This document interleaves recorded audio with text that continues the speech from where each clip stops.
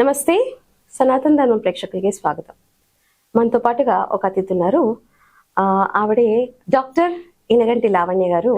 ఆవిడ ఒక రచయిత్రి. అలాగే ఈ మధ్యకాలంలో రాసిన రామాయణంలో చిన్న కథలు, రామ మార్గం. నమస్తే మేడం. ప్రస్తుతం మా స్టూడియోకి వచ్చినందుకు చాలా థ్యాంక్ యూ. అండ్ ముందుగా మీకు ఉగాది శుభాకాంక్షలు. ఇక్కడ ఉగాది శుభాకాంక్షలు. ఎందుకు ఉగాది శుభాకాంక్షలు అంటే, మనం ఉగాది గురించి ఈరోజు తెలుసుకుందాం అనుకుని మిమ్మల్ని పిలిచాము. జనరల్ గా మనం ఉగాది గురించి చెప్తూ ఉంటాం, షడ్రుచులు, పచ్చళ్ళు గురించి. కొత్త సంవత్సరం వచ్చింది, తెలుగు వాళ్ళకి కొత్త సంవత్సరం అంటుంటాం. అసలు ఉగాది అంటే ఏంటి, అది మీ ద్వారా విందామని ఒక చిన్న ఇది. మనకి ఈ సంవత్సరం వచ్చే ఉగాది పేరు పరాభవం. 60 సంవత్సరాలు మనకి ఒక్కొక్క సంవత్సరానికి ఒక్కొక్క పేరు ఉంది కదా, దానిలో ఈ సంవత్సరం వచ్చే దాని పేరు పరాభవం. అసలు ఉగాది అంటే ఏంటో తెలుసుకుందాం. జనరల్ గా యుగాది అసలైతే అనాల్సింది మనం, అది ఉగాది అయిపోయింది. యుగానికి ఆరంభం, యుగాది, యుగానికి ఆది కాబట్టి యుగాది అయింది. అంటే సంవత్సరం, బ్రహ్మ సృష్టి అప్పటి నుంచే మొదలు పెట్టాడని, అందుకనే మనం సంవత్సరాదిగా యుగాది, యుగానికి ఆరంభంగా ఈ పండుగని చేసుకుంటూ ఉన్నాం. ఈ పండుగలో ఒక ప్రత్యేకత ఉందండి. అన్ని పండుగలు, ఇప్పుడు వినాయక చవితి అంటే వినాయకుడికి పూజ చేస్తాం, దసరా అంటే అమ్మవారికి, దీపావళి అంటే లక్ష్మీదేవి. కానీ ఉగాదికి ఏ దేవుడికి పూజ చేస్తాం అంటే జనరల్ గా ఏం అనుకోము, బట్ మనకి ఇష్టమైన దైవాన్ని, మన కుల దైవాన్ని ప్రార్థన చేస్తాం. ప్రత్యేకించి ఈ దేవుడికి అర్చన చేయాలి, ఈ దేవుడికి పూజ చేయాలి అని ఉగాదికి ఉండదు. అండ్ ఇంకొకటి, ఈ ఉగాది పండగ ప్రకృతికి, ఉగాదికి, మానవ జీవితానికి చాలా దగ్గర సంబంధం ఉన్నటువంటి పండుగ. అవును, ఇంచుమించుగా మన పండుగలన్నిటికీ ప్రకృతితో అవినాభావ సంబంధం ఉంటది. కానీ ఉగాదికి ఇంకా ఎక్కువ సంబంధం ఉంది. ఎలా అంటే, ఇప్పుడు దసరా అంటే దసరానే, దానికి ఏం పేరు ఉండదు. కానీ ఉగాదికి చూడండి, ఈ సంవత్సరం వస్తుంది, కొత్త సంవత్సరం వస్తుందంటే వచ్చే సంవత్సరం పేరేంటి, ముందు నుంచే అందరూ దాని పేరేంటో తెలుసుకుంటూ ఉంటారు. ఎందుకంటే ఆ పేరులోనే రాబోయే మన భవిష్యత్తు కూడా ఆధారపడి ఉంటది కాబట్టి. ఎట్లాగో చూడండి, ఇప్పటి వరకు విశ్వావసునామ సంవత్సరం అంత మంచిగా ఉంటది అని మన దాని అర్థం కూడా ఉంది. ఇది వచ్చేది పరాభవం. పరాభవం ఆ పేరు వినంగానే అంటే వచ్చే సంవత్సరంలో మనం పరాభవాలు ఆలోచిస్తున్నాను అంటే మనం ఎంత జాగ్రత్తగా నడుచుకోవాలి. సో పరాభవం అనేది ఎందుకు వస్తుంది? ఒక్కొక్కసారి మనం మంచిగా ఉన్నా కూడా మనకి మాటలు రావచ్చు. మనం నడవడిక, మనం మాట్లాడే పద్ధతులు అన్ని ఎంతో జాగ్రత్తగా ఆచితూచి వేయమని మనకి ముందుగానే చెప్తూ ఉన్నాయి. ఆ పేరులోనే మనకి తెలియజేస్తూ మన జీవన విధానాన్ని కూడా పండగ తెలియజేస్తుంది. ఉగాది పండగకున్న ప్రత్యేకత అదే, ఇంత మీనింగ్ ఉంది అందులో. ఓకే, దానితో పాటు నక్షత్ర గమనం, గ్రహాల గమనాన్ని అన్నిటినీ తెలియచేస్తుంది ఉగాది పండగ. మరి 60 సంవత్సరాలు, ఒక్కొక్క సంవత్సరానికి ఒక్కొక్క పండగ, ఒక్కొక్క పేరు. మానవ జీవితానికి 60 సంవత్సరాలకి కూడా ఒక అవినాభావ సంబంధం ఉంది కదా. మనకి ప్రభవతో మొదలై అక్షయతో మన తెలుగు సంవత్సరాలు ముగిసిపోతాయి. ప్రభవ ఫస్ట్ది, అక్షయ ఆరవది. ఓకే, అయితే ప్రభవ అంటే ఏంటి? ప్రభవించడం లేకపోతే పుట్టడం. ఓకే, మనం మానవ జీవితానికి అన్వయించుకుంటే మానవ జీవితం పుట్టడంతో మొదలవుతుంది. లాస్ట్కి వచ్చేప్పటికి మధ్యలో చాలా వివిధ దశలు, అంటే ఒక్కొక్క సంవత్సరం ఒక్కొక్క పేరున్నట్టే మన మానవ జీవితంలో కూడా రకరకాల చలన చిత్రాల్లాగా, రీల్స్ లాగా జరిగిపోతూ ఉంటది. అనేక అనుభవాలు, అనేక సారాలు, అనేక సుఖ దుఃఖాలు, ఇట్లా మన జీవితం కూడా గడిచిపోతుంది. ఆఖరికి వచ్చేప్పటికి అక్షయమైనటువంటి మోక్షాన్ని పొందడానికి మనం శరీరాన్ని వదిలేసి వెళ్ళిపోతాం. అంటే అందరూ ఆ సమయానికి వెళ్ళాలని లేదు, అదే మనం జీవితంలో ఉన్నటువంటి మన ఆయుష్ రేఖను బట్టి మన జీవన ప్రమాణం ఉంటుంది. నువ్వు మరలా ప్రభవ నుంచి మరలా సంవత్సరాలు మొదలవుతాయి. సో మానవుడికి అక్షయ దగ్గరికి వచ్చేప్పటికి ఇంచుమించుగా 60 సంవత్సరాలు. షష్ఠి పూర్తి చేసుకుంటామా, మరలా రెండో బాల్య దశ మొదలవుతుంది. ఇంచుమించుగా అప్పుడు వృద్ధాప్యానికి వచ్చేస్తాం. వృద్ధాప్యం అంటే మరొక బాల్య దశ అంటాం కదా. సో మరలా బాల్య దశ మొదలవుతుంది. సో జీవిత చక్రం, కాలచక్రం అని అంటాం కదా, మరి ఆ కాలచక్రమే. అంటే ఇంతవరకు నేను మీరు ఇంత డెప్త్ గా చెప్పింది నేను ఎక్కడ వినలా, ఎక్కడ వినలేదు నేను ఇన్ఫర్మేషన్. నిజమే ఇదైతే మీరు చెప్పింది. సో మనకి ఎంత అవినాభావ సంబంధం ఉందో సంబంధం ఉంది. చూడండి. అవును. ఇంకొకటి ఈ పండగకుండా ప్రత్యేకత ఏంటంటే మనకి పంచాంగ శ్రవణం. ఉమ్.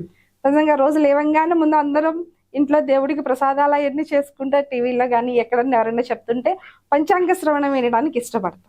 ఉమ్. అసలు ఆ పంచాంగ శ్రవణం వినకుండా పఠనం చేయకుండా చేసుకునేది ఉగాది పండగే కాదండి. కరెక్ట్. ఎలా అంటే ఒక పదాలు, ఆ పదాలకు అర్థం లేకపోతే అది వాక్యం ఎలా కాదో అలాగే పంచాంగ శ్రవణం లేకపోతే అది అసలు ఉగాది పండగే కాదు. అవును. ఎందుకు ఈ పంచాంగ శ్రవణం అంటే మన భారతదేశం ఎంత గొప్ప దేశమో ఇక్కడే తెలిసిపోతుందండి. ఎంతో మంది మహర్షులు, మహానుభావులు, ఋషులు వాళ్ళ తపశ్శక్తితో ఎంతో జ్ఞానాన్ని సంపాదించి మనకు అందించారు. అలా సంపాదించినటువంటి జ్ఞానంలో ఒక జ్ఞానమే ఖగోళ శాస్త్ర విజ్ఞానం. ఆ ఖగోళ శాస్త్రం యొక్క ఫలితమే ఈ ఉగాది పండుగ మనకి. అంతా అన్ని నక్షత్రాల గమనాల గురించి, సూర్యచంద్రుల గమనాల గురించి, గ్రహగతుల గురించి, వీటన్నిటి గురించి మనకి చెప్తూ ఉంటారు కదా. అలాగే ఈ పంచాంగంలో 5 అంగాలు ఉన్నాయి. దానిలోనే ఉంది చూడండి చక్కగా పంచ అంగాలు. అవును. తిథి, వార, నక్షత్ర, కరణ, యోగాలు. ఓకే. మొత్తం పొద్దున్నే జనరల్ గా ఎవరైనా పూజ చేసుకునే వాళ్ళు రోజు పంచాంగాన్ని చదువుకుంటారు. దేవుడికి గోత్రనామాలు చెప్పుకుని ఈ రోజు తిథి ఇది, ఈ రోజు మాసం ఇది, అంటే ఇవాళ ఈ మాసంలో ఈ తిథిలో ఈ నక్షత్రంలో ఈ రోజు స్వామికి పూజ చేసుకుంటున్నాను అని మొత్తం ఇవన్నీ మనం అన్ని చదువుకుంటూ ఉంటాం అన్నమాట. ఇది చదవకుండా మనం పూజ చేయకూడదు కూడా. సహజంగా ఇవన్నీ మనం రోజు చదువుకుంటూనే ఉంటాం. దీనిలో కూడా మళ్ళీ ఒక విశేషం ఉందండి. ఎందుకు ఇవన్నీ అంటే ఒక తిథి మనకి ఒకటి తెలియజేస్తుంది, వారం ఒకటి తెలియజేస్తుంది, ఒక్కొక్కటి తిథి అన్నమాట సంపదను తెలియజేస్తుంది. వారం ఆరోగ్యాన్ని తెలియజేస్తుంది. నెక్స్ట్ నక్షత్రం మన ఉన్నటువంటి అంటే వైద్యానికి సంబంధించి మన రోగానికి సంబంధించినటువంటి నివృత్తిని తెలియజేస్తుంది. అండ్ కరణం అది కూడా ఎలా అంటే మనకి చేసినటువంటి పాపాలను ప్రక్షాళన చేసుకునేటువంటి దాన్ని తలుచుకుంటే కూడా ఒక్కొక్క తిథిని, ఒక్కొక్క నక్షత్రాన్ని, ఆ నక్షత్ర అధిదేవతని తలుచుకున్నా మనకు చేసినటువంటి పాప ప్రక్షాళన అంటే గంగలో స్నానం చేస్తే ఎంత పుణ్యం వస్తుందో అంతటి పుణ్యాన్ని కూడా వస్తుంది అనమాట. సో యోగం ఎన్నిటిని యోగింప చేసేది. సో ఈ పంచ అంగాల్లో ఉన్నటువంటి ప్రాముఖ్యత అనమాట. తిథి, వార, నక్షత్ర, కరణ. అందుకే రోజుకు ఒకసారైనా మనం వాటిని చదువుకుని మన దినచర్యని మొదలు పెడుతూ ఉంటాం. సో దానితో పాటు ఇంకొకటి ఏం చేస్తాం, దైవార్చన అయిపోయినాక సహజంగా అందరం చేసేది సర్వే జన సుఖినో భవంతు, లోక సుఖినో భవంతు. సో అందులోనే మనం కూడా ఉన్నాం. మనం కూడా అందరితో పాటు మనం కూడా సుఖంగా ఉండాలి. యాక్చువల్గా భగవంతుడి కంట నేను సుఖంగా ఉండాలి అని కోరుకునే దానికన్నా అందరూ సుఖంగా ఉండాలని కోరుకోవాలి. ఆయనకి అది చాలా ఇష్టం అంట. అట్లా ఎవరైతే కోరుకుంటారో మనం ఉండాలి, వాళ్ళ కోరికలు ఆయన తొందరగా తీరుస్తాడు. నేను నాది అని కాకుండా మనది మనము అనేటువంటి భావనని కలిగించడం మన భారతీయ సనాతన ధర్మం యొక్క ప్రత్యేకత. ఆ ప్రత్యేకత ఈ ఉగాది పండుగ మనకి నేర్పిస్తూ ఉంటది. ఇక దీంతో ఇంకొక విశేషం ఉగాది పచ్చడి. అవును, మనం షడ్రుచులు అంటారు. షడ్రుచులు మరి అసలు పేర్లోనే చాలా ప్రత్యేకత చూడండి. పచ్చడి అంటాం. పచ్చడి అంటే మనకి అన్నంలో కలుపుకునేదాన్ని పచ్చడి అంటాం, కానీ ఇది అన్నంలో కలుపుకునే పచ్చడి కాదు, కానీ పచ్చడి అనే అంటాం. మళ్ళీ ప్రసాదంగా తీసుకుంటాం దీన్ని. దీనిలో మరి పులుపు, చేదు, వగరు, తీపి అన్ని ఉన్నాయి. మన జీవితంలోనూ అన్ని ఉన్నాయి. ఉగాదికి ప్రకృతికి మనకి ఉన్న లింక్ లో ఉగాది పచ్చడిలో షడ్రుచులు, 6 ఋతువులు, అలాగే మన జీవనంలో 6 జీవన దశలు. ఏమన్నా మీనింగ్ ఉందా ఒక్కొక్క దానికి? 6 జీవన దశలు మనకున్నటువంటి. ఒక్కొక్క దానికి ఒక్కొక్క లింక్ ఉంటుంది. షడ్రుచులకి, 6 ఋతువులకి, మనకున్నటువంటి 6 జీవన దశలకి అన్ని ఒకదానికి ఒకటి లింక్ ఉన్నాయండి. ఫస్ట్ తీపి. అవును. అలాగా మన జీవన దశలో ఉన్నటువంటి 6 మొదటిది గర్భస్థ దశ. మనకు వచ్చేప్పటికి వసంత ఋతువుల్లోకి వచ్చేటప్పటికి. సో గర్భస్థ దశ అంటే సహజంగా ఆ స్త్రీకే కాదు, ఆ కుటుంబంలో ఉన్న అందరికీ కూడా. సో మా ఇంట్లో ఉన్న మా కోడలు, మా అమ్మాయి గర్భవతి అయింది అంటే చాలా సంతోషం. ఒక లక్ష్మీదేవ, ఒక వారసుడో రాబోతున్నాడు, మనం వచ్చే తరం అనేది ఒకటి రాబోతుంది అనేది ఆనందాన్ని కలిగించే విషయం, తీపి కలిగించే విషయమే కదా. తీపి ఆనందాన్ని, శుభవార్త, అదంతా ఆనందం, తీపి వార్త. సో మరి తీపి అనేది అందుకు. అండ్ వసంత ఋతువు ఎలా ఉంటది? వసంత ఋతువు చక్కగా చెట్లన్నీ చిగుర్చి పువ్వులతో కాయలతో నిండి ఉండి ఆ మనసుని చాలా ఆహ్లాద కలిగిస్తూ ఉండేటువంటి ఋతువు. ఎక్కువగా కవులు వర్ణనలో వసంత ఋతువు గురించి బాగా వర్ణిస్తూ ఉంటారు. ఓకే. అంత మనసుని ఆహ్లాదంగా ఉంచేటువంటి ఋతువు అది, ఆనందంగా ఉంచేటువంటి ఋతువు. మరిది మూడిటికి సంబంధం ఉంది కదా మనకి. ఇది గర్భస్థ దశ. ఆ తర్వాత వచ్చేప్పటికి బాల్య దశ. ఇంకా మనకి ఋతువుల్లో వచ్చేప్పటికి ఎండాకాలం స్టార్ట్ అయిపోతుంది. అలాగే పిల్లలు ఎలా ఉంటారు? వేసవికాలం బాగా ఆడుకుంటారు, దెబ్బలు తగిలించుకుంటారు, అమ్మా నాన్నలను ప్రశాంతంగా ఒక చోట కూర్చొనియరు, ఉండనియరు, అటు ఇటు తిరుగుతూనే ఉంటారు. కారం కారంగా ఉంటది మనకి వాళ్ళకి. వాళ్ళదేమో ఆ కారంలోనే ఇంకొక మన తెలుగు భాష గొప్పతనం గారం. అవును, బాగుంది. గారాబంగా అంటే పిల్లలు ఆడుకుంటుంటే అమ్మ చూసి విసుగొచ్చిన ఇంట్లో నాన్న పిల్లలు కదా సెలవులు కదా ఆడుకొని అని గారం చేస్తారా? ఇక్కడ కారం గారం రెండు మిక్స్ అయిపోయి ఉండేటువంటి ఋతువు హేమంత ఋతువు అది. ఇంకా ఆ తర్వాత మూడవది వచ్చేటప్పటికి పులుపు యవ్వనం. ఇక్కడేమో వర్ష ఋతువు, వర్షాలు పడుతూ ఉంటాయి చక్కగా. మేఘాలు, ఆకాశం అంతా మేఘాలతో కమ్ముకుని ఉండి ఎప్పుడు వర్షం పడుతుందో తెలియదు. పడితే కుండపోతూ వర్షం, చిత్తడి నేలంతా చిత్తడిగా ఉంటది. అలాగే పులుపు ఉంటది. అండ్ ఇంకొకటి యవ్వనంలో ఉంటే పిల్లలు ఎలా ఉంటారు? మంచి చెడు ఏది తెలీదు. వాళ్ళు కూడా ఒక కురిసే మేఘంలానే ఉంటారు. వాళ్ళ పరిస్థితి కూడా ఎప్పుడు కురుస్తుందో అది వాళ్ళు ఎప్పుడు ఆనందంగా ఉంటారో, ఎప్పుడు బాధగా ఉంటారో, ఎప్పుడు ఏ కష్టాన్ని మీదకి తీసుకొస్తారో ఏమీ తెలియదు. అదే చెప్పిన అర్థం చేసుకోలేని వయసు. పులుపుగానే ఉంటుంది. మూడవది వర్ష ఋతువుకి మనకి ఉండేటువంటి సంబంధం. ఇక నాలుగవది వగరు, ప్రౌఢ దశ. ఎట్లా అంటే మనకి అంటే కౌమార దశ, మంచి ఎంగ్లో ఉంటాం కదా. సో యవ్వనం దాటేసి వచ్చినాక ఏదైనా ఒక సాధించాలి అనేటువంటి పట్టుదల, కసిత అన్నిటితో ఉండేటువంటి దశ. కష్టపడతాం, ఆ కష్టం కూడా కష్టం అని అనిపించకుండా పడేటువంటి కష్టం, దానిలో కూడా ఒక సంతోషం అన్ని ఉంటాయి అన్నమాట. ఆ విధంగా మన జీవితాన్ని మనం లీడ్ చేస్తుంటాం. ఇక్కడికి అప్పటికి వర్షాలు అయిపోయి, అటు వర్షానికి ఇటు చలికాలానికి మధ్యలో ఉండేది శరదృతువు. అది కూడా ఆ దశ కూడా అలానే ఉంటది. అట్లానే మనకి చికాకు పుట్టించదు, చాలా ప్రశాంతంగా కూల్ గా. అంత చలైనా కూడా మనం ఇబ్బంది పడం. ఎంత చల్లగా ఉందో, ప్రశాంతంగా ఉంది కదా అనుకునేటువంటి దశ. అంటే చల్లని మంచు తెరలు కప్పుకుని బయట ప్రకృతి కూడా మనల్ని చాలా ఆస్వాదంగా ఉంటది. చల్లగా మంచు పడుతూ ఉంటే చూడడానికి బాగుంటది. అలాగే ఇక్కడ కూడా ఏంటి, ఎంత కష్టపడి ఎంత సాధించుకున్నా ఎంత మనకేమి ఇబ్బందిగా ఒక గోలు వైపు వెళ్లే దశ కాబట్టి దాని మీద దృష్టి పెట్టినప్పుడు అది కష్టం అనిపించదు. వగరు. సో ఆ వగరులోనే పొగరు కూడా ఉంటుంది. అనుకున్నది సాధించినప్పుడు, సో మనం అనుకున్న లక్ష్యాన్ని చేరినప్పుడు మనలో కూడా కొంత భావన వచ్చేస్తుంది. అందుకే పొగరు అవి రెండు కలిసిపోయి ఉంటాయి. అవును, అంటే ఆ ఏజ్ అలాంటిది. ఇంకా మనకి నెక్స్ట్ వచ్చేప్పటికి ప్రౌఢ దశ. ఇప్పుడు దాకా లైఫ్ లో ఉన్న ఎన్ని కొన్ని చేసుకుంటూ వచ్చాము, అనుకునే కొన్ని సాధించలేకపోయి ఉండొచ్చు, అన్ని ఉంటాయి కదా. కూర్చుని ఇప్పుడు కొంచెం ఆలోచిస్తామన్నమాట. మిడిల్ ఏజ్, ప్రౌఢ దశ అంటే ఇంకా 50 మిడిల్ ఏజ్ లో తీసుకోవచ్చు. మనం జీవితంలో మనం చేసిన అల్లరి గుర్తొస్తుంది, మన తప్పులు గుర్తొస్తాయి. అరే ఆ రోజు అలా చేయకుండా ఉంటే బాగుండేదో అని పశ్చాత్తాప పడతాం. ఇవన్నీ కలుగుతూ ఉంటాయి అన్నమాట. ఇంకా నాకు ఇంకా ఆ కోరిక ఉంది, నేను ఇంకా సాధించాలనుకుని సగం వరకే సాధించాను, ఇంకా సాధిస్తే బాగుండు, నాకు ఓపిక ఉంది కదా, నేను చేయగలుగుతానా, ఇలా రకరకాలుగా జీవితంలో దాని గురించి అన్ని ఆలోచించుకుంటూ ఉండేటువంటి దశ.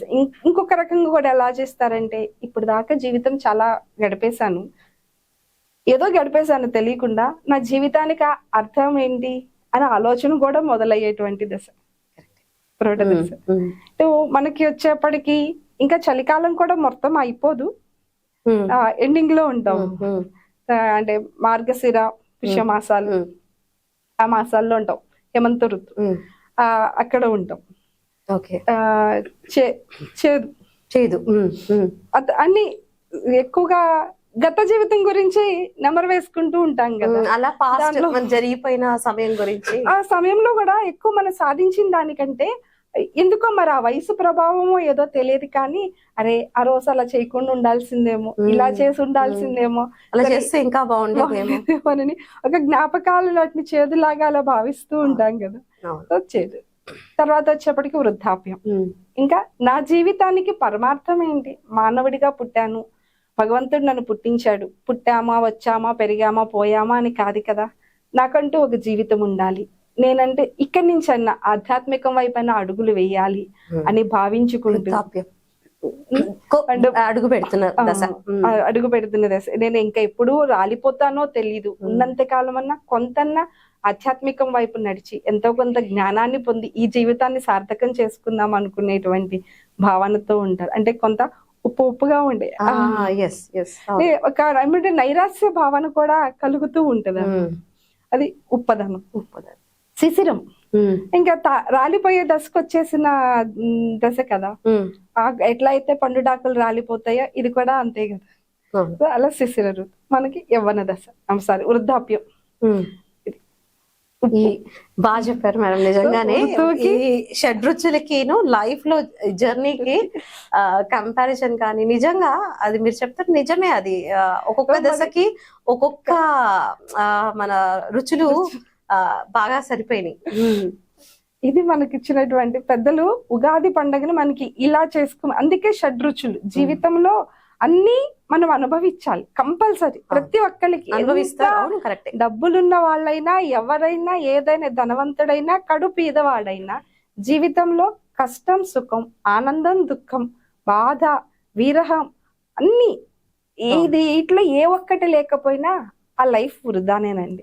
నేను ఇప్పటి వరకు కష్టపడలేదండి, అసలు అది కష్టపడలేదని అనుకుంటున్నాడు కానీ కష్టపడడం అంటే శారీరకం అనే ఉండదు, మానసికంగా అయినా ఉండొచ్చు, వేదన ఉంటది, ఏదో అయినా. రాముడంతటి వాడికి కృష్ణుడంతటి వాడికి ఇవన్నీ తప్పనప్పుడు మామూలు వాళ్ళం మనం ఎంతండి? వాటన్నిటినీ జయించి ప్రతి జీవితంలో అందరికీ ఇవన్నీ వస్తాయి కదా, కానీ వాటిని తట్టుకుని నిలబడి అయ్యో నాకు ఇంత కష్టం వచ్చింది అని బెంబేలు పడిపోకుండా ఆ కష్టం నుంచి ఎలా బయటపడాలి, కష్టం ఉందంటే దానికి సొల్యూషన్ కూడా ఉంటుంది. బెంబేలు పడిపోకుండా ఆ సొల్యూషన్ ని ఆలోచించుకుని ముందుకు అడుగు వేయడం. అలాగే ఆనందం వస్తే ఏదో సాధించేశాను అని ఎగరకుండా ఏది వచ్చినా స్థిత ప్రజ్ఞతతో ఉండడం మానవుడు అలవాటు చేసుకోవాలి అని ఉగాది పండుగ మనకి చెప్తుంది. జీవితంలో అన్ని వస్తూ వెళ్తూ ఉంటాయి, కానీ ఏ దశ వచ్చినా ఏది ఎలా ఉన్నా నువ్వు మాత్రం కుంగిపోవద్దు, అలా అని ఎగరను వద్దు. బ్యాలెన్స్డ్ గా ఉండాలి, అన్నిటినీ స్వీకరించు, ప్రకృతితో ఉండు. ప్రకృతి ఎలా ఉంటుంది? ఏదన్నా ఒకటి రాగానే అబ్బా నేను వచ్చేసానని అదేమో ఎగిరిపోవట్లేదుగా, సంతోషపడట్లేదు, మనకి సంతోషాన్నే ఇస్తుంది. ఎలా అయితే ప్రకృతి నలుగురికి తనతో పాటు ఇంతమంది జీవకోటికి ఇంతమంది ప్రాణికోటికి సహాయం చేస్తుందో, మరి మనిషి కూడా ఆ ప్రకృతి నుంచి నేర్చుకోవాల్సింది తను జీవిస్తూ నలుగురిని జీవింపజేస్తూ నలుగురికి సాయంగా ఉండాలనే ఇదే కదా ఈ మానవ జీవితం యొక్క పరమార్థం. మరి ఉగాది మనకి నేర్పిస్తున్నది కూడా అదే కదా. కరెక్ట్. చాలా చక్కగా చెప్పారు. నిజంగా షడ్రుచుల్ని మన జీవితంతో కంపేర్ చేస్తూ ఎంత చక్కగా చెప్పారంటే ప్రతి ఒక్కళ్ళు తెలుసుకోవాల్సిన విషయం ఇది. నిజంగా అది ముందుకి వెళితే ఈ లైఫ్ ని చాలా ఈజీగా మనం సాధించవచ్చు అన్నదానికి ఇది ఒక నిదర్శనం. Thank you so much.